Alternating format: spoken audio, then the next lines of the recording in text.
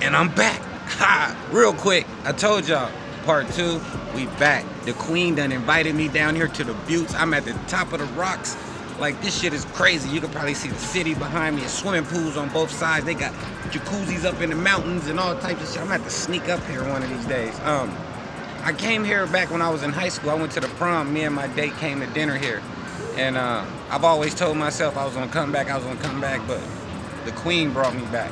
This place is amazing. So, you know, just to show you how, I told y'all royalty, we have royalty amongst us. So the Queen brought us down here for part 2 so we can show y'all what's really popping.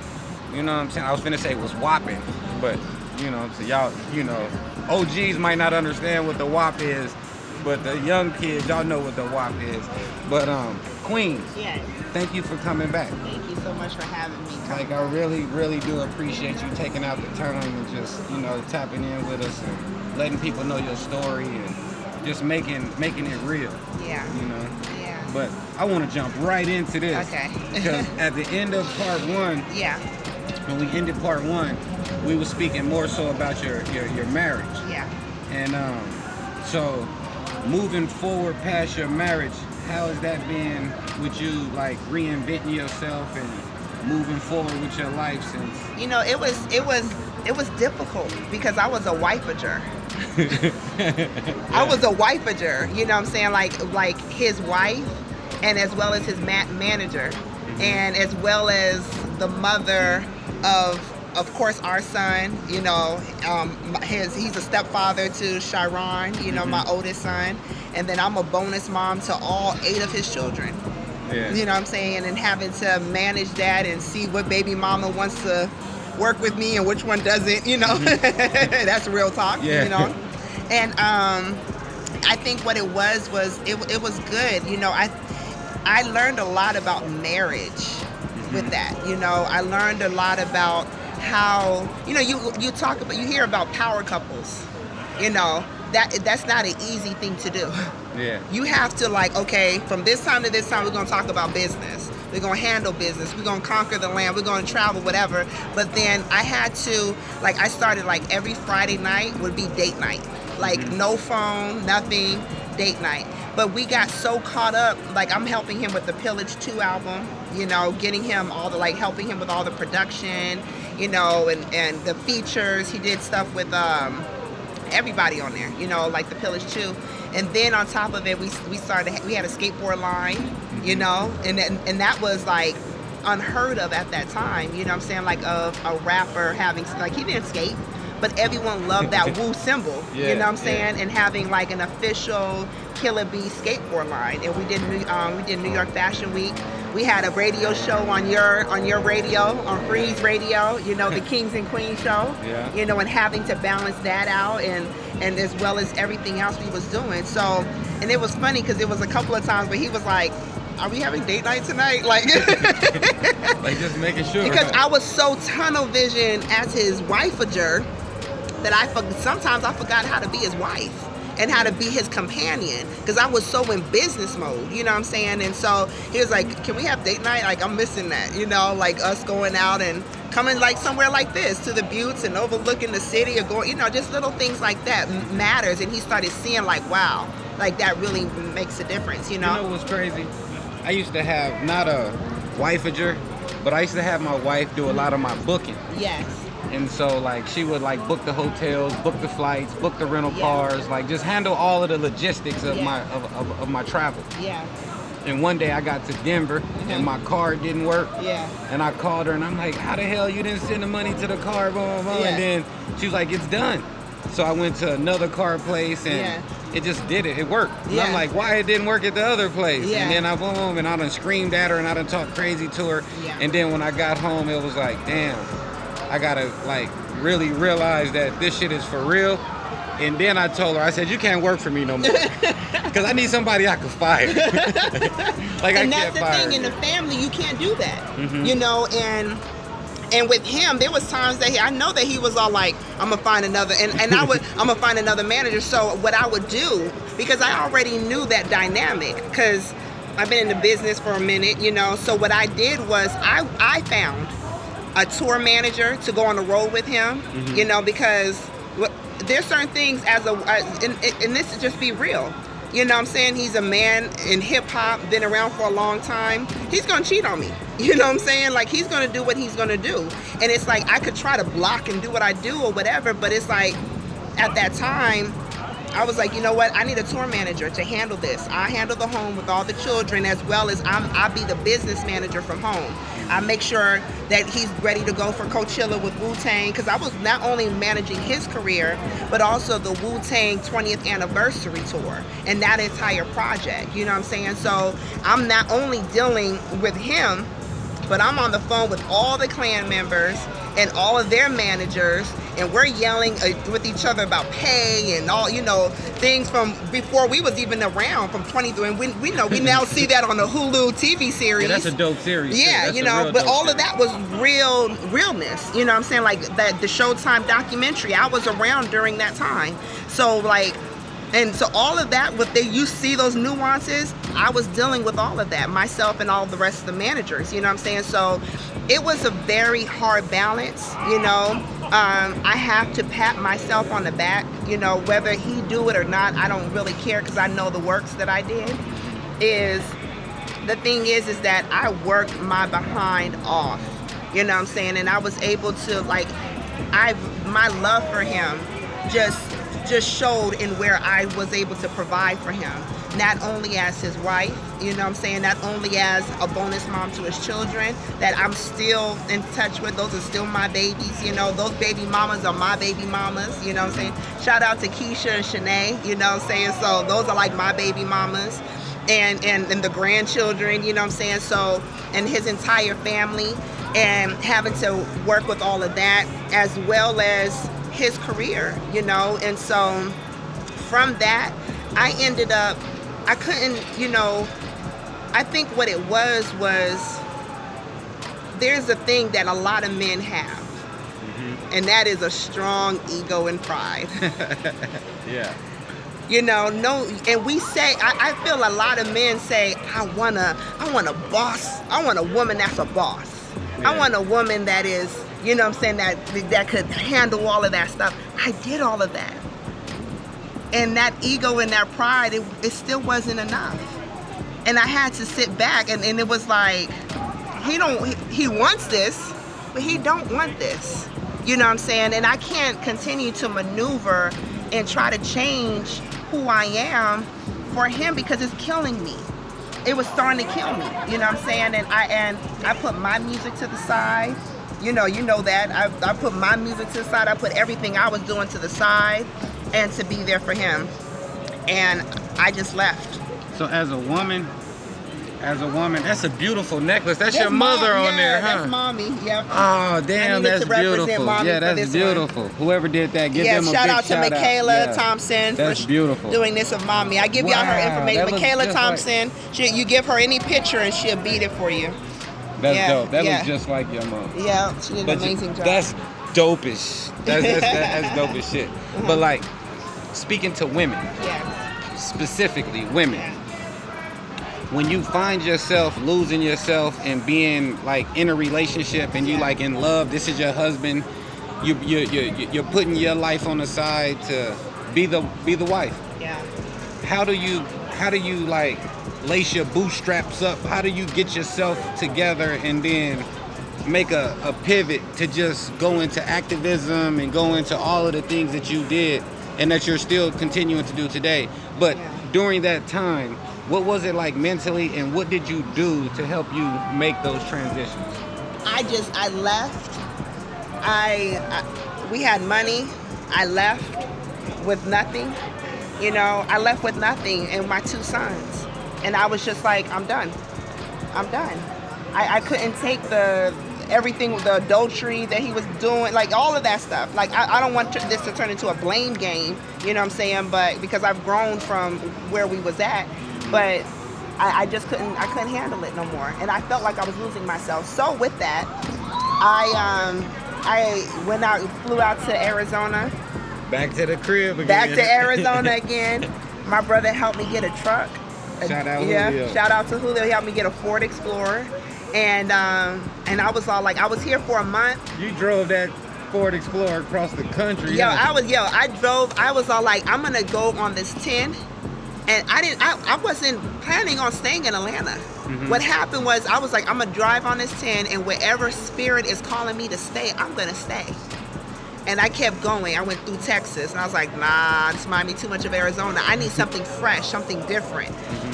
I ended up I went through Mississippi, and I could hear and feel the ancestors in the ground screaming when I went through Mississippi and Alabama. I was like, ooh, I can't be here. This is too heavy. When I got to Atlanta, those trees in Atlanta, there was something about them trees that was all like, oh, you could breathe. Yeah. You could breathe now. Like, that's what I felt like. You could finally breathe. And all of a sudden, I got my first sweet tea. And I was like sitting back with the trees around with my sweet tea. And I was like, I'm staying here. And I got me an apartment. I ended up, I didn't get accepted to an apartment. But what happened is that I got a call from J Electronica. So I'm in Atlanta for like a month trying to get an apartment. J Electronica was like, Queen, what you doing? I was like, I'm in Atlanta. He was like, can you come up to New York? I was like, yeah. He said, I got a huge surprise. Come up to New York and come support your big bro. I was like, I get in my truck, go up to New York. He's performing at the Brooklyn Hip Hop Festival, and Jay-Z comes out and crowns him that 7 medallion. So I was there for that icon. I was on stage for that iconic moment. J. Cole, Raekwon. I cut off all my hair. Women, sisters, let's stop cutting our hair every time we leave a man. We always cut our hair. We attack our hair every time we leave a man. I'm starting over. I just want a new start. I want a new start, a new me. Yeah, we think we Halle Berry every single time. So we just cut our hair. So I cut my hair, and Ray, he was all like, man, Queen, you shining. He just looked at me and he was like, Queen, you shining. I don't know what's going on. He didn't know and I was all like, me and Kat, we we're not together no more. And he was like, man, you shining. He gave me some money and was all like, I hope this helps you, sis. I cried. I was like, man, because, that's another thing too. As a woman in a boss position around in a male-dominant industry, I didn't want to be looked less than. Or look, you know what I'm saying? And I don't want to put men pit against each other, especially amongst the brotherhood, you know what I'm saying? But for him to be able to like, here, sis, I got you, was huge, was really huge, so especially when I went on tour with him on the Filthy Cuban Links too, he's like a brother to me, you know what I'm saying? So I stayed in New York for like that entire summer. And trying to figure out, do I manage another artist? Like, what should I do? What should I do? And the next thing you know, Mike Brown was murdered. Mike Brown was murdered in Ferguson. And the revolutionary in me was like, I'm going to Ferguson next. And then I got a call from my grandfather.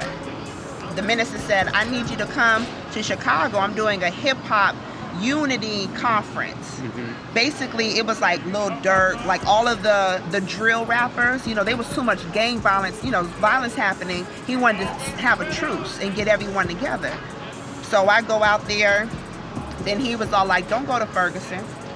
And I was like, oh man, I wanted to go to Ferguson. I wanted to turn up with everybody, Then I'm in Atlanta, so he's like, go back to Atlanta. And I was like, you don't want me to go back to Phoenix? He said, go to Atlanta. I think Atlanta will be good for you. So I go down to Atlanta, and then it was like, right when I get down to Atlanta, we're doing solidarity marches for Mike Brown. And I'm in Atlanta, and as much knowledge and everything I have, I went there as a student.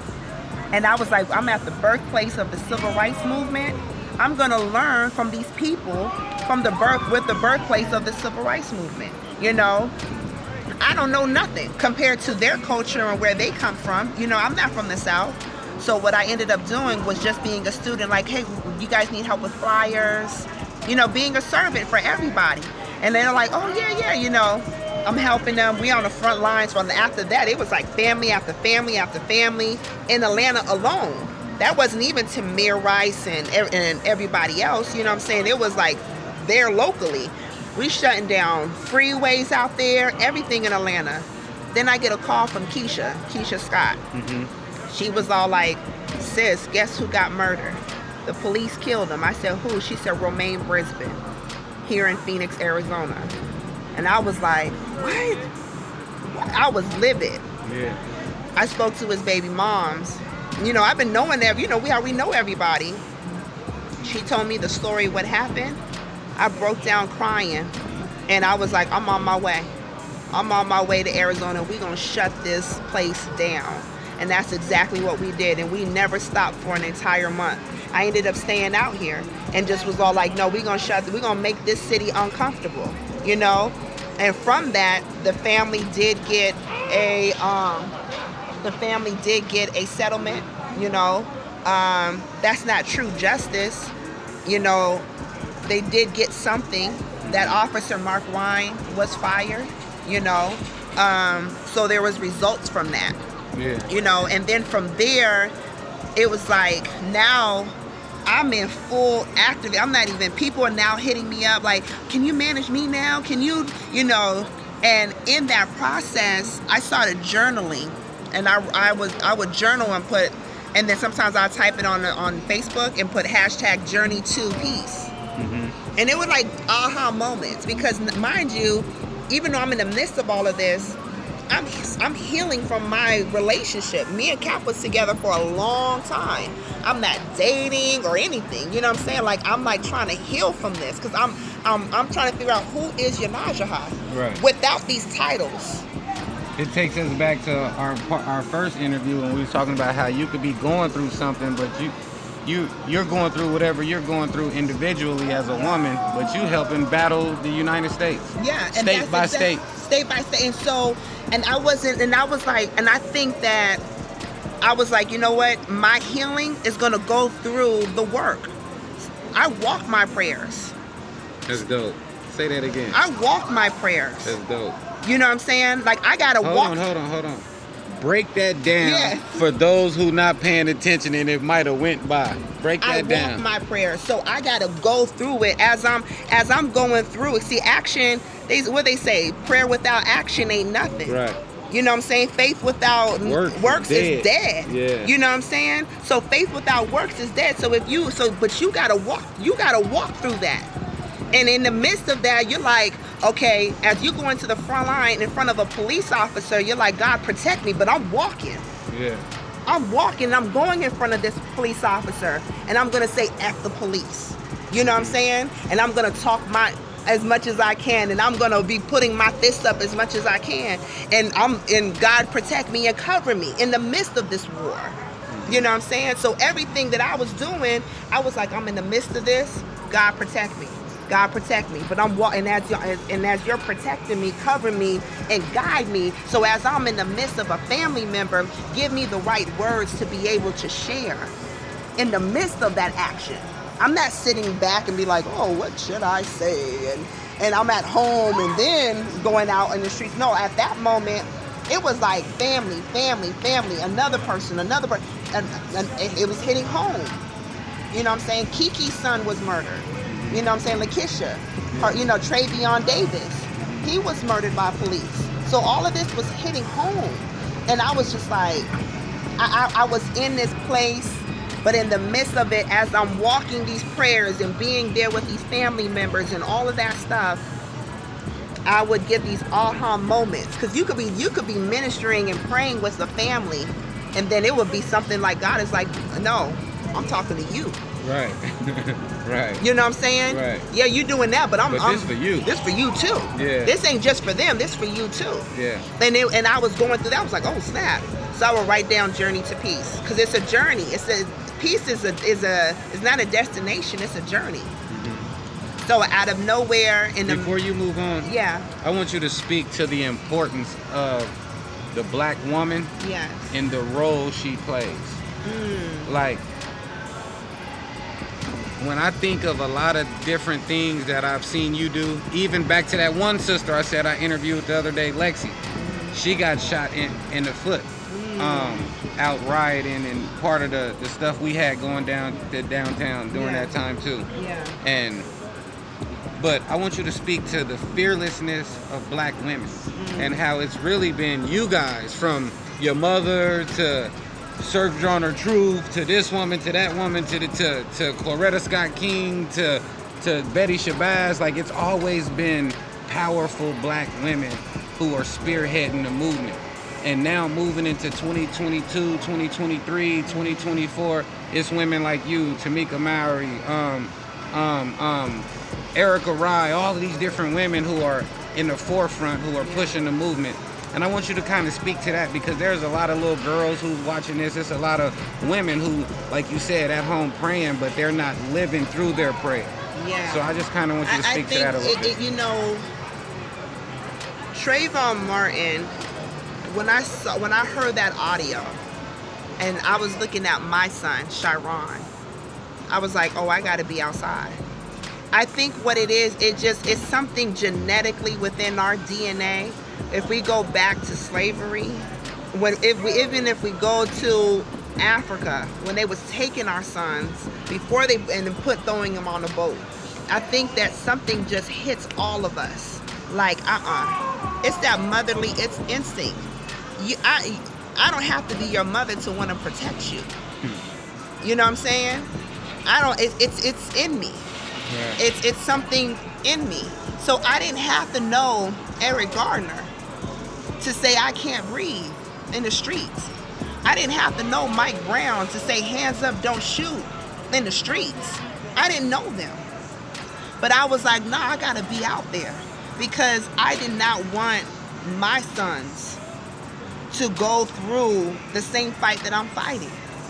And it was nothing but women out there. Nothing but women on the front line. It was to a point where, for a minute, I was like, where are the men? Where are the men? You know what I'm saying? Like, I need my G's, my OGs here. Where are the men next to me? It wasn't a lot. It was a lot of us women. It was us women organizing. We saw that of a part of the Women's March. All those women. You know what I'm saying? White woman, black woman, Native woman, Latino woman. It was all of, and everyone was like, what the heck?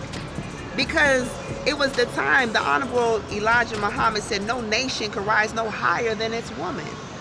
So if we're seeing our men getting beat up, then it was in our duty to be able to rise as a nation for our men. And it's like, and I think that right now, the thing that hurts the most for us is to look at now like, wow, we was out there getting beat up, going to jail as women, and we can't even we still are being called the B word, the hoe. We're not even being called queens. You seeing, what's his name,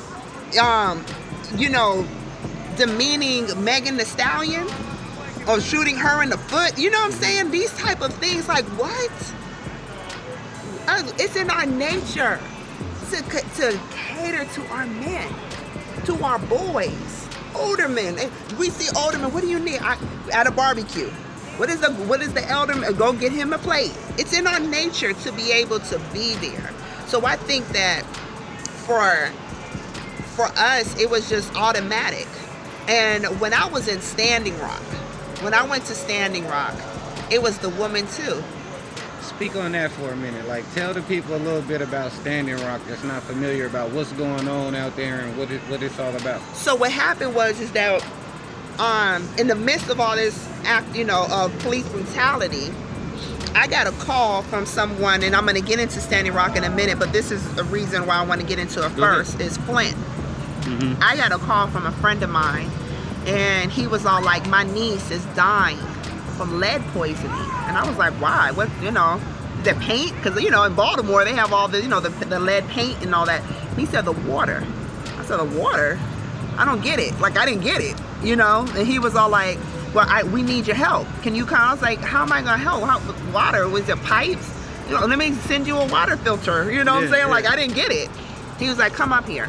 You sent a lot of filters too. I did. So like I ended up $80,000 worth of filters. I did. Or something. I Like did. A lot of filters. I did, but I didn't. But when I went there, I didn't understand until I went to the mayor's to go meet up with the mayor, and I went to the bathroom.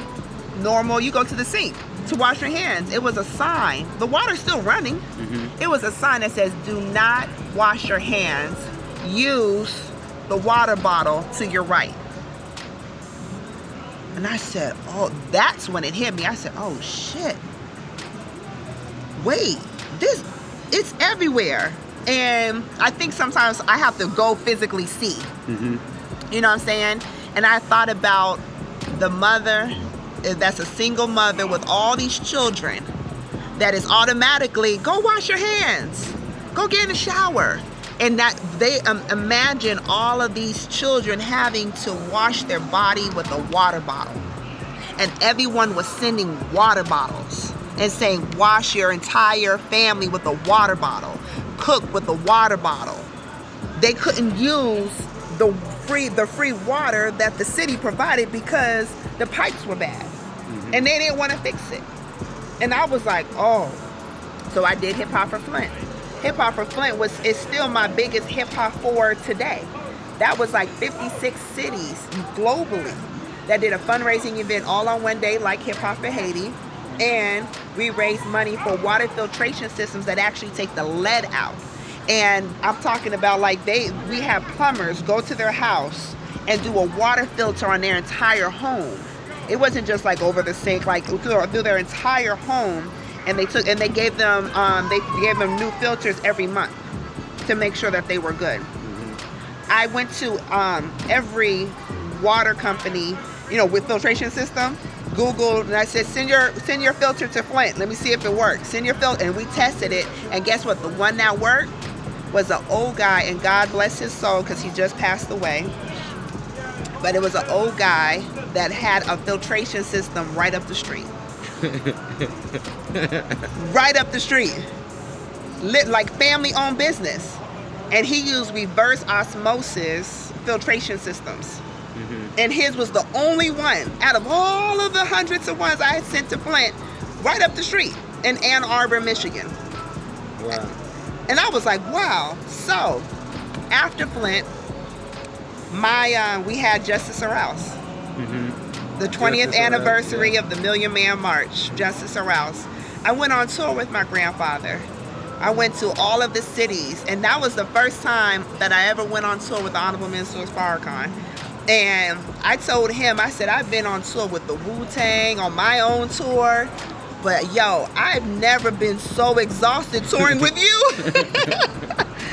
I mean, I'm talking about the way that he works from sun up to sundown. The way he moves, I was so exhausted. There was no one I've ever met that could make me that tired but him. And I get people tired, mm-hmm. I be moving. And I was like, man, you are exhausted. But I learned so much from him. I learned how he organizes. I learned how he is able to speak the language of the people because he is of the people. I'm talking about he's in rooms with all various leadership from Jews, to various sectors of black organizations, Native Americans, Latino, Caribbean. He did a meeting with leadership from Haiti and Dominican Republic during that time of that, them killing each other during that time. It was beautiful. And after that, I feel it was over close to 1 million people again in Washington, D.C. I spoke. I had a Native American leadership come, which was beautiful. And from that, I got the call from Charlemagne, was like, I want you on the Breakfast Club. How was that speaking at the Million Man March? Yeah, at the Capitol in front of all of Looking at that, I was all like, because I wasn't supposed to speak. They was like, go up there, go say something. Introduce everyone. I was like, huh? And I said what I said. And you had all the chiefs with you. You had about 4 or 5 chiefs with you. I did, from various tribes. Mm-hmm. And it was beautiful. And to see that sea of people And to see the teleprompters with my face on it, I was like, oh my God, what am I gonna say? And I just felt my mother. I felt my mom saying, you got this. I groomed you for this. Yeah. I built you for this moment right here, to see the unity of the 4 directions of our people right in Washington, D.C. And right after that, some of the people that came was people from my sister tribe from Standing Rock. Standing Rock is a tribe in North Dakota. They're the Hunkpapa people. They're my sister tribe from the Oceti-Shikoni, which is the Lakota people. And they were like, during that time, they was like, our youth is about to run. I said, run? They was all like, they're gonna run from North Dakota to Washington, D.C. to talk about what's happening with the pipeline. And I'm like, what's going on with the pipeline? They was like, the Dakota Access Pipeline, they're gonna build a pipeline through our land. And I was like, man, that's messed up. Like, and once again, you know, because we hear these things, when you think about environmental injustices, this was my first time ever really understanding environmental injustice. Like, I was always working social justice, you know, racial, you know, those type of things, civil, you know, all those things, but not environmental like that. Like, where you're having to fight big business, big corporations. I ended up helping the youth with their PR. For every city they went into, I was setting up media to be there, setting up for people to help them with, you know, lodging, food, like whatever they need, because they actually the youth ran from North Dakota to Washington, D.C. to give that message out. And that's a traditional way that how we give out messages, even if we have the internet. Shailene, was it Woodley, the actress from Insurgent, she was on the run too, you know. I spoke to her during that time, and I was like, go live, you need to be going live. So she's going live, you know, she got like millions of followers. And they get back to Standing Rock. When they get to Standing Rock, this was August of 2016. About 2016. When was Trump elected? November of 16, something like that. Okay, so Trump was elected November 16th. So this was November of 15, and then he started in 16. Like, he started in January of 16. Then he went to 20. Obama. When was Obama out? The end of 15. Okay, so this was the 15th. So August 2015, when Obama was still in, they called me up and they was all like, Queen, they was like, Yonasda, we're gonna, like, one of the elders, Phyllis Young, she called me and she was all like, I don't care if I die up here for defending my land. And she has me on the phone and I'm hearing chaos in the back. I'm hearing all types of stuff. And I'm like, what's happening? Where are you at? She's like, I'm in front of these bulldozers. And I'm like, what? So then I'm seeing, like, you know, only like on native social media, what's happening. And I'm like, oh my God. So then in the middle of the night, I was all like, I called my videographer Gates. And I was like, I said, let's go to Standing Rock. He's like, I can't sleep either. I was thinking about, he was like, I don't know, we need to go. We drove nonstop. That's how him and our spirit was so filled to go to Standing Rock. We drive nonstop, 36 hours to Standing Rock. When we get there, we see all of the tribes from all over there. It was the Labor Day. Obama put a cease on construction. He was all like, until we find out what's going on, no construction on this day. They were doing construction on that day. They was like, F Obama. So they're doing construction, and I was like, they're not supposed to be doing this. And they was doing construction. What they was doing was there was all of the burial sites, they was digging it up. So by the time the government comes in to look at it, basically they'll be like, oh, there's no burial here. They could continue to build. That's what they was doing. So I'm seeing them with all of the, you know, the bulldozers and everything. And Amy Goodman was from Democracy Now! Was to my right. And I felt a presence, like a spirit, go like this and say, go stop them. God is my witness. And I'm like tripping. And I'm all like, everyone's all like, shame. And there's a fence. Shame, shame, shame. Yelling at the bulldozers. You know, at the people doing construction. And I just, you know, and I'm like, maybe I'm bugging. You know, and I felt it again. And I'm looking around. No one's around me. You know, like Amy was way over here, but no one's around me.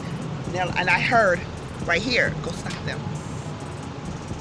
And I was all like, and it was a native elder over here, and I said, hey, what would happen if I go over this fence and stop them? You know, he was like, go do what Spirit is telling you to do. Man, I was like, oh. So I grabbed Shamar. Shamar was like 4 years old. I said, if I'm a mother, and you know, with my baby, they're not going to do, they probably would stop this. Because I'm thinking as a mother with my child, and we're going to come there peacefully. So I go through the fence, have my son, and I said, hey, I said, whose land? I said, you're not supposed to be doing this. And the guy was all like, oh, you can't be over here. I said, no, whose land is this? Where's the permit? Whose land is this? He was like, I don't know. And I was like, whose land is this? He said, I don't know. I said, you're not supposed to do this. He's like, you need to go over here. He's like, I said, whose land is this? And he was like, I don't know. I said, this is my land. Like, I just was all like, this is my land. Man, the lady grabbed my son. One of the ladies with me. I didn't know these women. They grabbed my son because Spirit was pulling me at this point. I'm walking with my fist up. This is our land. And as I'm going right in front of that bulldozer. I'm walking right in front of that bulldozer. Then my boy Keith comes jumping up because he's like, oh snap, sis is like out there by herself. Like, let me go out there and protect her. So he goes in front of me, puts his fist up, and they slam him to the ground. They have their dogs out. Chaos, everyone, you know, jumps the fence, everything like that. We stopped construction that day. That moment went viral. When that moment went viral, then all hell broke loose. And there was a company that was hired by the name of Tiger Swan. Tiger Swan is it's kind of like Blackwater. They're a militia group that, like a security firm that major corporations and government hires to do their dirty work.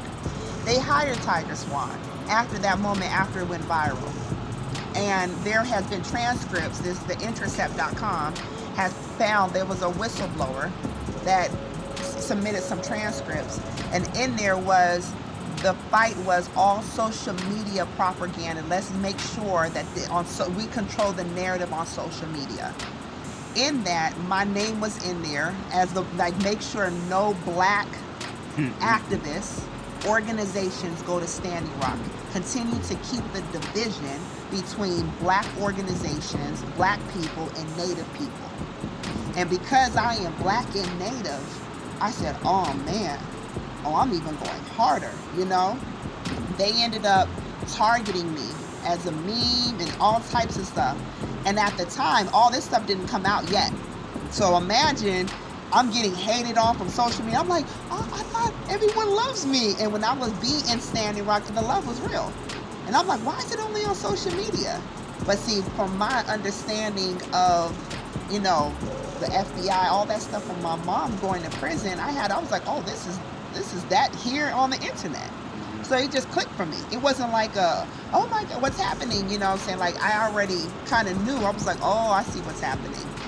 So I went even harder. I brought Taboo from Black Eyed Peas, Mamuna Youssef, Vic Mensa, put in email for Jesse Jackson to come up there. Like, name them, I was bringing them up there to Standing Rock to bring more attention around Standing Rock. Now, what Standing Rock was this oil pipeline that was going to go down the Missouri River. They already built the other parts of this pipeline. The last part was in Standing Rock, North Dakota.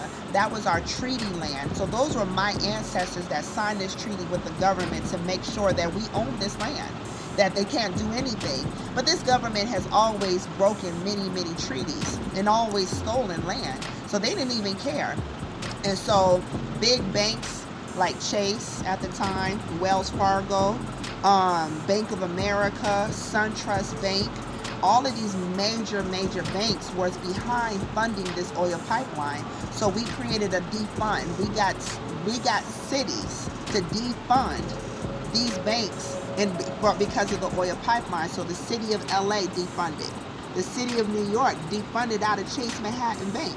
The city in Seattle defunded. So we getting, man, they're like, oh, so these banks was all like, wait, let's pull our money out of this, of what they're doing, because we're losing money, and that's all they care about. Now, there's been, since Standing Rock, when we was in Standing Rock, we was out there camping out. So in Native American way, we don't just go to a protest and then go back home. We stay there. We're camping out. Until we get some results. Until we get some results. We ain't going nowhere. So that's exactly what we did. We camped out there for 6 months. And we was out there. Rain, snow, hail, whatever came, we was out there camping out. And during that time, all of us had a certain cough. And we started calling it the DAPL cough, which is the Dakota Access Pipeline cough. It was a certain cough all of us had because they were spraying us with some type of chemical. Of course, they're calling it tear gas, but sometimes it was looking like a mustard color coming out of it. And some of it, sometimes it will look white.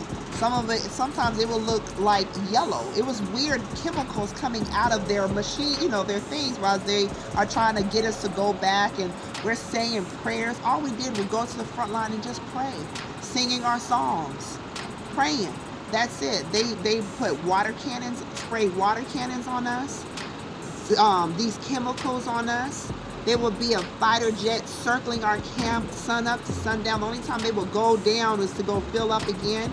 And then they would sometimes throw apples at us, you know, because that's a Native American racist slur, is the apple. Red on red on the outside, white on the inside. So they would throw apples at us. There was all types of things. There was, Tiger Swan had agents coming in, you know, and acting like they're there to help us. You know, and that ended up coming out that some of the people that we thought were friends organizing with were actually agents, you know, to infiltrate the Standing Rock movement. We're starting to not trust each other in the camps, and all types of stuff was happening there. And after we ended up winning, Obama went ahead and said, no, you know, we're not going to get this built. But when Trump came into office in 2016, the first order of business was he did an executive order. He said, let's get this pipeline fixed. And from that, we ended up, the Standing Rock tribe ended up continuing to go back into court. Today, we won that court case. They did not, so there's no oil going through the oil but that we cannot take back the lives that were lost. And what I mean by that is there's been over 100 people that have been diagnosed with various forms of cancer. We lost some of our beautiful matriarchs like LaDonna, who passed away. We've lost a lot of amazing people that, you know what I'm saying, that were veterans and just young, old. So many women couldn't have children. And then May 2020 is when I found out that I have lung cancer. And when they saw the cancer tumor cells in my, because they didn't know what was in my lungs. It was like, something's in your lungs. My chest was hurting, my back was hurting. Then it was like, it looks like you breathed something in. I have over 200 cancer tumor cells in both of my lungs, all on the lining of my lungs and all in the middle. And they're just small, all over the place. And they thought that it was asthma. They was like, it don't look like cancer, until they did a biopsy. And when they did a biopsy, they said, oh my God, this is adenocarcinoma. Never smoked. My mother died of small cell carcinoma, not adenocarcinoma. So yes, she did die of lung cancer, but it was a different strain. I have a different type of lung cancer. And so right now, I'm working with my good friend, Congresswoman Cori Bush. She just recently found out, because I was all like, we need to know what's in this equipment, like what's in the tear gas when they're spraying us, you know, whether it's Ferguson or Standing Rock. There hasn't been no doctor that wants a paper trail on what's in these canisters. But what they did come back and say, and this is public information, is that it can cause cancer and it can make you infertile. Yeah. So everything that's happening to everybody. Basically. So I am right now, Amnesty International is about to put out something on and with the United Nations, I might be going to the United Nations talking about, you know, banning tear gas. And from there, I'm hoping and praying to do a class action lawsuit against this, because it's not just me, but it's so many people, and it's not just tear gas here in the United States. This is tear gas all over the world, from, you know, Palestine to Korea. Wherever they use it. Everywhere they use it. And as many people have had, you know, that. But with Standing Rock, we created a new America in Standing Rock. It was beautiful. Like, because we're out there camping, meeting people from all over the world. We didn't need you didn't need money, because people was donating clothes. So we had a clothing pile. Go get your clothes, you know. Or food. We was cooking for one another. It was so beautiful. But then when we would go to the front lines, that's when it got scary. Because we was like, okay, but everyone had a position. And that's why I always said there's different positions in revolution. And I saw that in Standing Rock. Whether you're the cook, making sure everyone is fed, whether you're the spiritual leader conducting sweat lodge ceremonies there, or talking circles, or whether you're the warrior, you know, on a horse. Right. There were horse warriors with their horse, like we're going out there on horses, you know. It was just, or whether you was behind the camera, and because they was trying to mute us with our social media, all of that, they was trying hard. How do you feel as like we said on the first part of your interview, as a superhero? How do you feel? How did it hit you finding out that you were diagnosed with cancer? And was that scary for you? Was that just another challenge? Like, what did that do to you mentally as such a strong woman, and to be diagnosed with something so, to a lot of people, is just so scary? In a way, I kind of already had a feeling that I had it. I think that was probably already a fear that I had, that I was gonna, I used to, when my mother was diagnosed with lung cancer, I used to always say, man, if I go, I want to go like how she went. Sometimes you got to watch what you say. And I would say that because of the fact that because of the time and grace that she had. You know, having that time to spend with your loved ones. And you know, we all know we're going to go. But knowing how you're going to go is a whole nother thing. And I was all like, if I know how I'm going to go, God, give me time, give me grace to be able to prepare everyone around me and prepare myself. And I used to always say that. But then when I got the news, so it was Atlanta, Georgia, COVID, quarantine, Ahmaud Arbery gets murdered. And I don't know I had cancer at this moment. But you back in the streets. I'm in the streets. I didn't know I had cancer, but I'm like, I'm out here, and I go down to Brunswick and go down there where Ahmaud was murdered, meet with the family, you know, protest and all of that. Then I think we see George Floyd, the video of George Floyd. And I said, man, this, like, we can't even, we're dying of COVID. And then here they are killing us again. Damn, we can't get nothing. Like, I was so, but Ahmaud, it was something about Ahmaud Arbery that had me, I had no words for 3 days. That's like for lack of a better way of putting it, just a fucked up situation that happened to that man. Yo, Right. we all was trying to get out the house during quarantine, and he just wanted to jog. Just jog around the corner, but he was in his hood. It wasn't like he was on the other side of town. If you go to the hood, it's a very diverse. Everyone knew Ahmaud. When I went down there, because I you know me, I watched the news. And I'm like, nah, I want to go and see for myself. I want to go and get the news for myself. I went down there, like, man, Ahmaud has a schedule that does. He plays sports. He always runs the same route. We ran that route when we went down there. Myself and 19 Keys and Blue Pill, we ran that same route. George Floyd happened. And I'm just like, y'all. So I go in my group chat for the Atlanta organizers. I was like, y'all, it was like a Thursday, no, Wednesday. I said, y'all, we need to protest on Friday. They was on May 30th. They was all like, no, it's COVID. How we gonna protect people? And da-da-da-da-da. And I was like, let's just have the other organization that helped us with the Ahmaud thing give us some, masks, make sure everyone got masks. But nah, we need to be outside. We need to be in solidarity. Atlanta's known for being in solidarity for these other ones.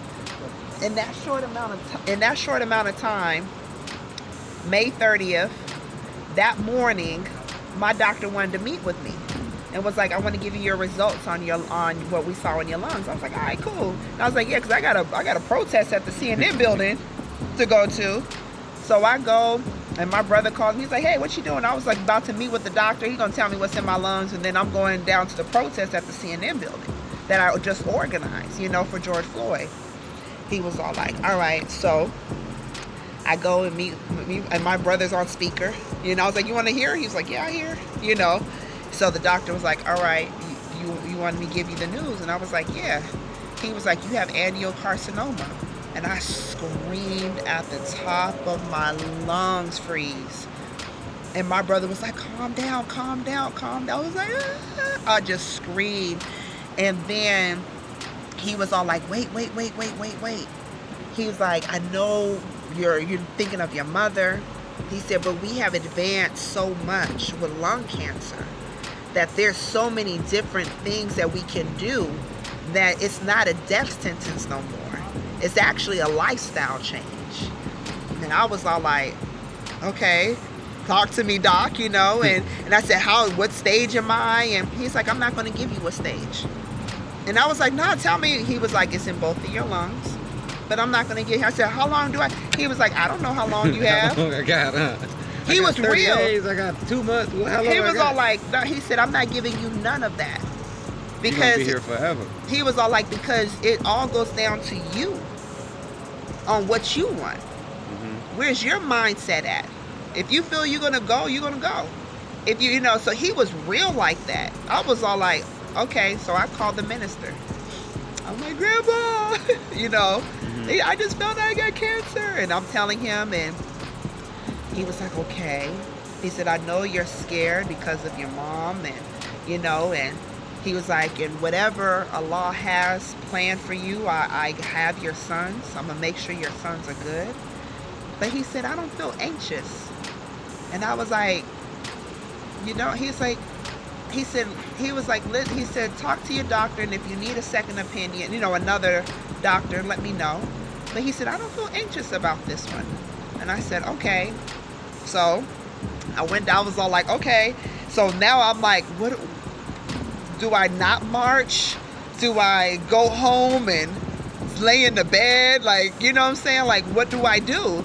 And as I'm driving, I was all like, and now the news is calling me, where you at? Where you're this, come up there. We're about to start this thing. And I was like, no, let me continue doing what I'm doing. So I go down there, and we're met with 10,000 people over across the street from the CNN building at the Centennial Park. Mm-hmm. Next thing you know, that 10,000 people turn into 20,000 people. The 20,000 people turned into 30,000 people. And I organized that, me and my crew organized that in less than 24 or 36 hours. And it was so beautiful. Then the police started instigating. So I cleaned up the park. I was like, everyone pick up some trash. Everyone go. Da-da-da-da-da. Everyone had their masks. I'm giving out hand sanitizers or whatever. Major news is there. But then these police officers, for those that don't know, Atlanta, it'd be our own police officers that look like us. Mm-hmm. That it's like a classism thing that go down in Atlanta, But one of the officers, he had a bike. No, I was just explaining that to somebody else on here. Yeah, bro. Yeah. It's a classism thing. Like, it's the us versus them. Yeah. And they be looking just like us. You know what I'm saying? Like, you're not fighting against white supremacy. You're fighting against colonialism in your own brother and sister that look just like you. You know what I'm saying? So anyway, so one of the officers, he pushed the bike at this elderly woman. And so everyone, like, what? They fighting and everything. Then, next thing you know, I think what it was is that Dr. Martin Luther King said that rioting is the voice of the unheard. And you are dealing with COVID. You're dealing with Ahmaud Arbery, George Floyd, but then not only that, but the treatment of the treatment that we was dealing with from officers in our own city. Atlanta was fed up, and it turned into a big uprising. They was mad at CNN. They were mad at everything, you know. Y'all saw it. It was crazy. I get a call. T.I. and Killer Mike go on a news with Mayor Keisha Bottoms at the time and was like, get off the streets. This shouldn't be happening. Da, da, da, da, da, da, you know. So I get a call from T.I. T.I. was all like, Queen, can you and the activists, can y'all meet with the mayor? I was all like, yes. Portia from Real Housewives of Atlanta DMs me, and she was all like, hey, I want to go everywhere you go. And I was all like, she's like, here's my number, call me. So I call her, and she was like, hey girl, like she knew me forever, you know. And I was like, hey, and she was like, what you doing? I was like, I'm about to go meet with the mayor. You want to come and roll with me? She was like, yes, you know. So we go to the gathering spot, myself and other activists and TI, and we meet with the mayor's assistant. And we was like, first off, I was like, Tip, why you go on the news and talking about this is Wakanda, and you know what I'm saying? Like, nah, this is us versus them. Here, this is all them versus us. You know what I'm saying? Like, this is a major classism, this gentrification of our own people. The Bluff don't look like the Bluff no more, but the people in the Bluff are still living there, but they're living in the parts of the Bluff that y'all pushed away. They're living homeless. Like, it's bad. Right. And it's our own people. You know what I'm saying? And I was just like, so Portia comes with a list of demands. She was like, I got a list of demands from some of the community leadership and activists and da-da-da. I was all like, oh, I like her. You know what I'm saying? Like, she's not like how they was portraying her on Real Housewives as some ditzy, you know, person. Like, she really, truly is intelligent. And she was so on point. And she was like, I was at the march yesterday, and this is what happened, and the officers tear gassed me, and these are the demands, and this, da-da-da-da-da. And so anyway, we got a lot of the demands met, which was executive order of the Obama policing reform. But then, so there's still uprising happening for a couple more days. Then it stopped for a minute, and then they went ahead and killed Rashard Brooks at the Wendy's. Another uprising. That summer became Freedom Summer, especially for us, not just in Atlanta, but also Breonna Taylor was happening in Kentucky, still George Floyd, Seattle, LA, like every city was like, nah, we are going to make changes everywhere. As I sat back with lung cancer, organizing and fighting, what does Yonasda need to do to heal herself? And what does Yonasda need to do to heal the world? What decision are you going to make? It was a very difficult decision for me. It was one of the most hardest decisions for me, was to put boundaries around the love that I have for my people. And that was hard for me, because I always said I would die for you guys. And here I am in a position of looking at death. Right. Really about to die for you guys. This is life or death. No, really about to die for you guys. Exactly. And do y'all even care? Right. The reality. Right. That's the biggest thing that I take from it. Because, like, I love you. So many of us love you, and we're watching someone that we love battle the world for people she don't even know. And so many people don't understand the sacrifices that you make, not only externally, but internally. That was so hard for me. And when Rashard Brooks happened, as a matter of fact, the day before Rashard Brooks was murdered, I felt it in my spirit, drive and go to Miami and go to the water. You know, and I move on when spirit is telling me to go. And so I'm driving straight 8 hours to Miami. It was, as a matter of fact, it was a hurricane. It was all like the goddess of Yemaya was all like, I'm gonna make this hard for you. Like I gotta really make this hard for you and talk to you, you know? I went through that hurricane, went straight to the water, and went back to my hotel, and that's when Rashard Brooks happened. So now I'm like, okay, am I organizing from here?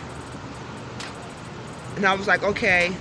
I started organizing from the hotel while everything is happening there. Okay, this March I need y'all to be here.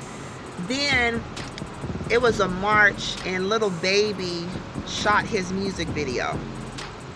It wasn't like he was gonna, you know, it wasn't on purpose. He was like, I'm just gonna go to a march and support a march.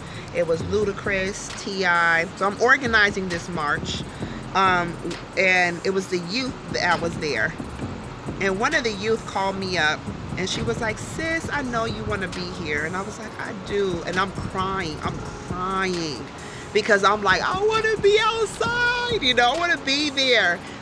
And she was all like, you always said that a great leader teaches other people to become leaders. She said, you passed that baton. You can now rest.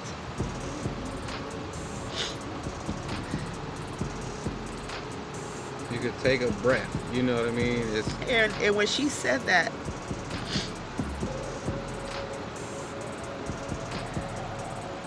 you know, when a lot of times, a lot of our freedom fighters don't rest until they die. They don't know what rest looks like. Yeah. They don't get no rest. They don't get rest. And so Right. for these activists, these young people to say, Auntie, you could now rest without dying. But to see this, to see the work while you alive. The transition. To you going into the Mother Tynetta role, you going into the Sister Evelyn role, you turning into Sister Lone Wolf, you turning into these women, like. Yeah. That's beautiful. Most beautiful. Like that's beautiful. And that's where I'm at. There's been times where I will go out there and they will be like, Queen, go sit down, we got this. And the most beautiful thing is to see my son Shamar leading these marches. They call him now. Yeah. They call Shamar. He been at the march. He was like you. He was born with his fist up. He was. Ahmaud Arbery's mother wanted him to speak at the launching of the Ahmaud Arbery Foundation. And to see my son speak for the family of Ahmaud Arbery on Ahmaud Arbery's birthday, I said, I could rest. Yeah. I could finally rest. And I could do whatever it is God has intended for me to do without putting my life at risk in the way that I was putting my life at risk. A friend of mine recently told me that I've done a lot that I shouldn't feel bad for resting. Yeah, you've done enough. I felt bad. We feel bad sometimes.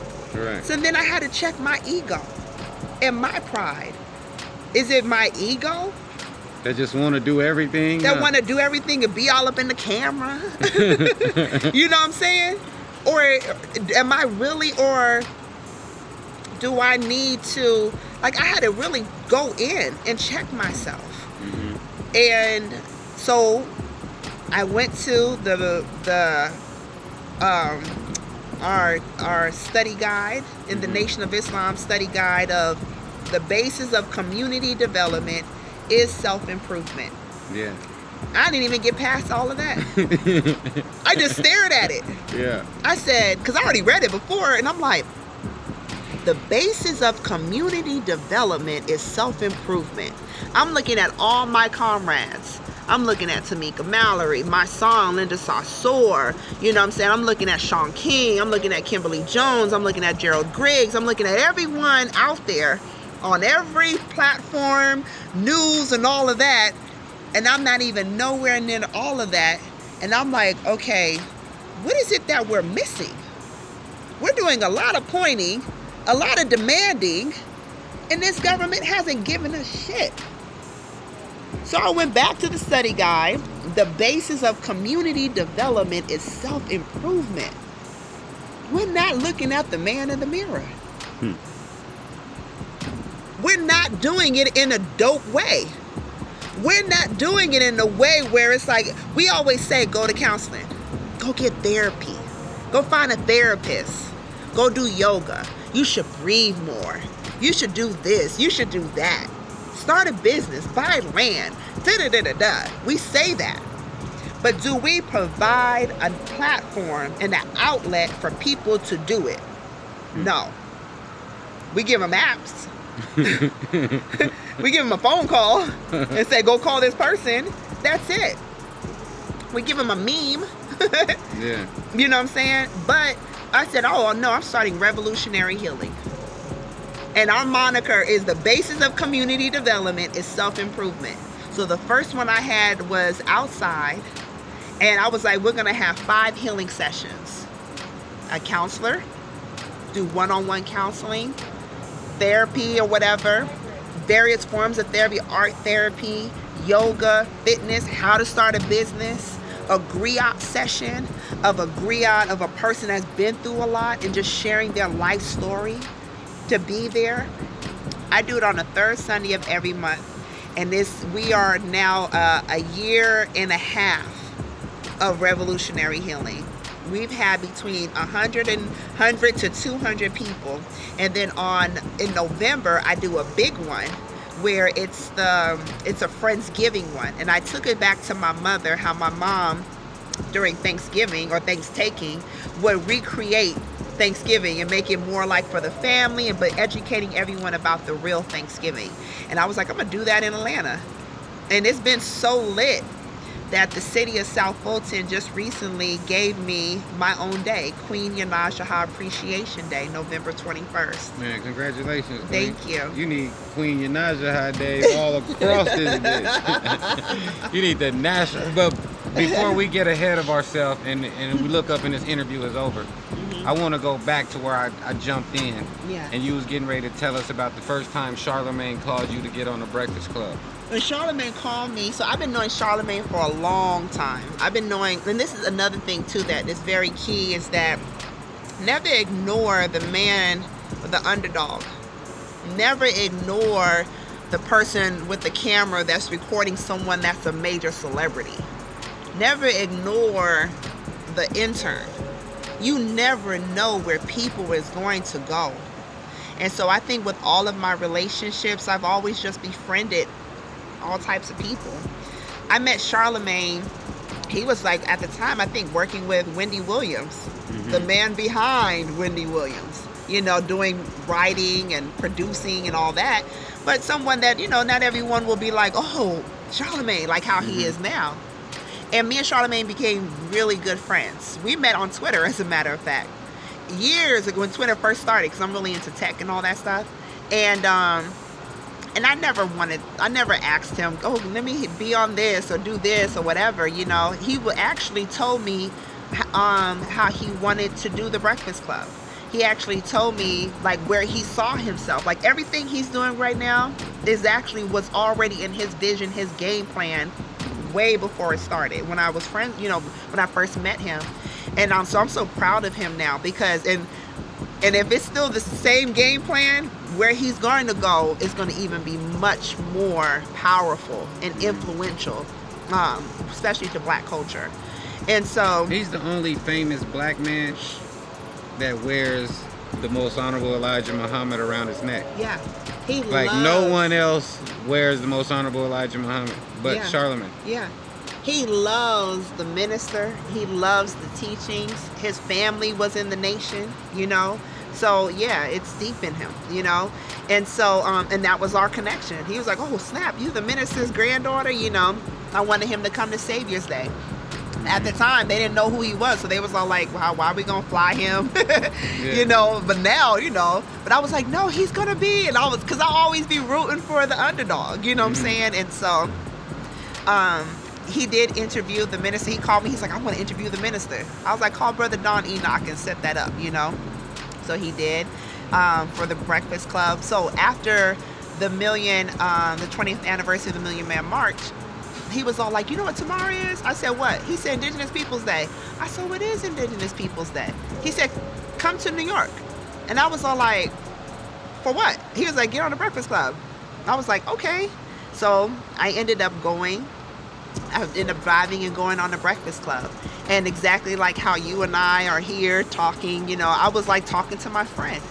You know, he was all like, "Tell us about your life. Tell us a little bit about who you are," and da-da-da-da-da. And I just basically just shared that, you know what I'm saying, and just shared a little bit history about who I am, who my people are. When I did that Breakfast Club interview, I just shared my testimony of what I know. And not did it click until afterwards that I'm the first Native American and Black woman to talk about Native American people, Indigenous people, you know. So I think when I look back on that interview, I'm like, man, I should have really like be more representative, you know what I'm saying? Because every time I do stuff, it's like just off of experience, you know. I don't like feel like I'm the representative of anything. Yeah, but you don't have to be the representative to be the groundbreaker. Like you're like I like to look at it in the situation of like we're watching history in real time. Like you said, you was a little girl sitting in rooms not knowing that these people were going to become who they became. Yeah. Me and you used to be dancing, and I didn't know that one day you was going to be leading marches or speaking at the Capitol in front of 1 million people. Right. You know what I mean? So it's like these are the things that's going to be in the history books. Like you're living in real time. Like we're actually watching history take place in real time. Yeah. You know, it's like, it's real dope. Like, really from my perspective, just being on the outside looking in. And that's why how many times have you been on a Breakfast Club? Like 5 times. They just like you, huh? Well, I'm close with Charlemagne and Angela Yee and DJ Envy, and anytime it's like, you know, if I'm out here in Phoenix, I'm all like, "Hey, I'm working on this, interview me," you know, like, so if I'm in New York, I'm like, "Hey, I just did BET Cop Watch America, a series, can y'all interview me?" They're like, that was dope. Talk about that. So so from all of the work that I've been doing around police brutality, you know, I got hit up from BET, and they was like, "We want to follow you and, you know, refer us some other activists within your crew we want to film you for 3 months to on the work that you're doing around activism about," you know. And that was an experience. There was a couple of times I was like, "Man, this better not be Love and Revolution," you know. Like I was just like, this is man, like, because I was thinking like reality show, you know, but it was such beautifully done, you know. Shout out to P. Frank, who came up with it and executive produced it. But it was really good. I think a lot of people needed to know what us activists deal with when we're cop watching, when we're fighting and organizing and helping families against police brutality, you know. Then so you can still watch it on BET on demand. It's a really great show as a learning tool to talk to your children about, you know, the ins and outs of activism, you know. I think that they did a really good job with it. It was I was passionate and I was all like, this ain't no game. You can't produce this. Like, I was constantly like, you know, I mean, I'm close with the producers now, but at the time I was like, man, like, y'all got us in a situation, because they had us meeting with like police officers. And when the police officer said, and you guys, when you watch the show, but when the police officer said something slick out of his mouth, and I'm all like, y'all could kumbaya when they stop killing us. Like, I ain't gonna kumbaya with these cops when they keep killing us. You know what I'm saying? We still don't have justice for Oscar, you know, You know what I'm saying? One of our comrades that they killed. You know what I'm saying? So I'm all like, I kumbaya later. Hit me on We'll play basketball another time. You know what I'm saying? Like, Yeah. y'all are still killing our people. Right. Like, your officer that is your partner is still on the force that we're trying to get fired. Like, this ain't no some like this is within your department, and you want to have a cops and clippers barbershop discussion when I'm all like, y'all, like, nah, y'all are with the murderer. Right. And you want to talk about what, police brutality? You want to talk about accountability? Nah. So a lot of those type of scenes in the show, I was very passionate, very serious. And I was like, man, I hope they're not making me out as the angry black woman. but everyone that saw, they was like, Queen, you was passionate. They was like, no, you had every right. You know what I'm saying? But it was good. Where do you see Queen Yonasda now headed into the future? Like, you've overcome so much, you went through so much, you have so many great relationships, you have so many great accomplishments. Like, you've had a moment to rest, you've had a moment to dial in and figure out where you want to go with your revolutionary healing. So, like, where are we going now? Like, what can we look forward to? What can the people look forward to? So, you know, we can, when I bring you back for part 3 in the next year or so, or a few months, what will we be looking forward to? What can we expect? I'm in a place right now where I'm so happy to be alive. I'm so happy to have breath. And I'm taking in those moments. I plan, but God plans, you know, and so my plans is to share my story, to share the story of my mother. I want to have my mother's life story to be in the movies or a scripted series. That needs to happen. I love that we did this interview. This means so much to me. I've done interviews, but I've always said I wanted to do an interview where I'm telling my life story, because I always felt like I'm misunderstood.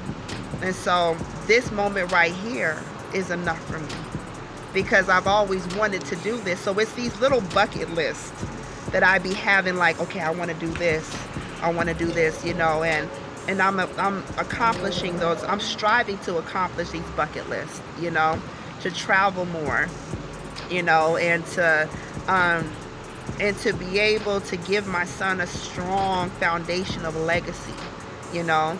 I do want to have a revolutionary healing center farm in Georgia, where it's a place where everyone could come and get therapeutic sessions, and, you know, whether, you know, and have a teepee and a yurt and a container home, and, you know, it's just all on the land of horses and all of that, and it's for the people, you know, and that's something that I am working on. You know, now that the city gave me my own day, I'm like, all right, let me try to get some money. You know what I'm saying? And trying to do that. Turn back into Pocahontas' daughter. Make them phone calls. Make them phone calls, exactly. And I think, and also too, these collaborations I'm doing. I love the fact that I really want to push Native American culture, creatives, business owners to the forefront in avenues that a lot of people don't even know. You know, I want to curate a Native American Heritage Month in a Target and other big box stores, you know, because you go in there and you see Black History Month, you don't see Native American hair. I want to curate a lot of different, you know, business owners and all of that in those sections, you know, and just help other people. I feel that, you know, when that young person was all like, you know, leaders, when she said to me, she said, Queen, you always said leaders help other people to become leaders. And now I'm in a place where it's like, okay, I want to be able to provide some resources to some amazing business owners, you know, whether it's Hempaholics, the couple that owns a marijuana farm that I have a CBD gummy line with, you know, or whether it's Shakira that has So Refresh, where she has amazing body products, so that I did a collaboration with her, or whether it's Kayla Looking Horse with the clothing line, you know, and other ones that I'm working on right now, is to be able to like help them, because I feel that, you know, we're constantly trying to look at collaborations with people that don't really care about us, but we're not collaborating with each other more. And I feel that we're at a point right now where we really need to collaborate with each other more, you know, because if we spend $1.6 trillion a year and we're the top consumers, why aren't we collaborating? Why are we the richest? Why are more like Melee Organics and Mixed Chicks should be working together with just a product just for a collaboration? You know what I'm saying? Like, we're not collaborating with each other more, and we should. We should be collaborating with each other, you know. So that's where I'm at, you know. That's dope. Yeah. I appreciate it. Thank you for coming out. Thank you for having me. Like when I leave, I always have these super stuff to wrap it up. But today, I don't got nothing super to say. I just, like I said on the last one, I love you. I love you. Thank you for being the queen that you are. Thank you for taking out the time to bless the platform. Thank you for being a great example to little black and brown and red and yellow and green and purple girls. You know, like for real. Girls. Yeah, it's real inspiration. You know what I mean? I'm inspired. You know what I mean? And I think more people need to take out time to find that purpose. Whatever it is that have led you to this point is beautiful. You know what I mean? Just to see the transitions. I remember the little girl with the pigtails to the girl dancing, to the mother, to the this, to the that, to now to the beautiful queen. Thank you a lot for just being yourself, and thank you for inviting us up here on top of the city to where we can just, you know, enjoy this great weather. The wind is blowing, it feels good. You know what I mean? Amazing. Like, yeah. Thank you again. So, Thank you. like I tell you, today will soon be two things. It'll soon be tomorrow, and it'll soon be yesterday. Whatever you do today is what's going to determine your tomorrow. Don't get to tomorrow still trying to figure out what you should have did yesterday. You feel me? Reach out to the queen. If you know any little girls that need some mentorship, that need some guidance, put them onto these interviews so they can research the queen and they can find out who she is. Because she's an example of what some of y'all baby mamas, some of y'all wives, some of y'all mamas, some of y'all aunties ain't teaching y'all kids. But it's cool, we not hating.